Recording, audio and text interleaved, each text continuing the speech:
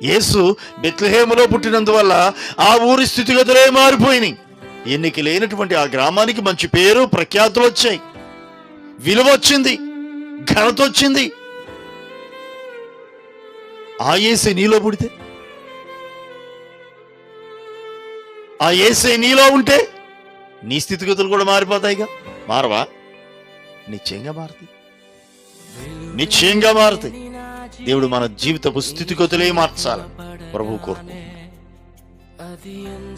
గిద్యోను అంటాడు కదా, ఎన్నిక లేని కుటుంబం అయ్యా నాది. పరాక్రమం కలిగిన బలాఢ్యుడా, దేవుడు నీకు తోడై ఉన్నాడు అని అంటే, నీ ద్వారా ఇశ్రాయేలుకు రక్షణ కలగబోతుంది అని అంటే, అప్పుడు గిద్యోను ఏమంటాడు? దేవుడు నిజంగా మాకు తోడుగా ఉంటే మా పరిస్థితులు ఎక్కడుంటుంది.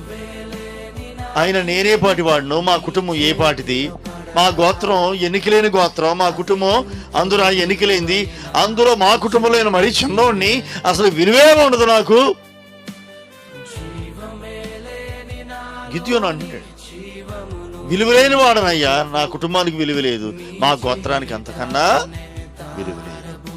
నువ్వేమో పరాక్రమం కలిగిన బలాఢ్యుడా, నీ ద్వారా నేను ఇశ్రాయేలుకు రక్షణ కలుగు చేయబోతున్నానని మీరు అంటున్నారు, విలువలేని వారమయ్యా అంటున్నాడు గిద్యోను. విలువలేని వాడికి దేవుడు విలువిచ్చాడు. Praise the lord. ఘనత లేని వారికి ప్రభు ఘనత ఇచ్చాడు. హల్లెలూయా. ఎన్నిక లేని వాడు ఎన్నదగిన వాడిగా మారాడు, బలమైన సైన్యంగా మారాడు, ఇశ్రాయేలులకు రక్షకుడయ్యాడు. ఎవరైతనో ఎన్నిక లేనివాడు, విలువలేనివాడు. యేసయ్య కృప ఆయన మీద చూపబడింది. యేసయ్య కనుదృష్టి ఆ విలువలేని వాడి మీద పడింది. యేసయ్య కనుదృష్టి ఎన్నిక లేని వాడి మీద పడింది. ఈ రోజు నుండి ఎలా ఉన్నావు? విలువలేని వ్యక్తిని, ఎన్నికలేని వ్యక్తిని మాదే ఉందిలేండి అని అనుకుంటున్నావా? యేసయ్య కనుదృష్టి నీ మీద పడింది. Praise the Lord. నీ కుటుంబం మీద యేసయ్య కనుదృష్టి ఉంది. ఆయన కృప నీకు కలుగునుగాక. ఎన్నికలేని మీకు దేవుడు ఘనతనిచ్చునుగాక.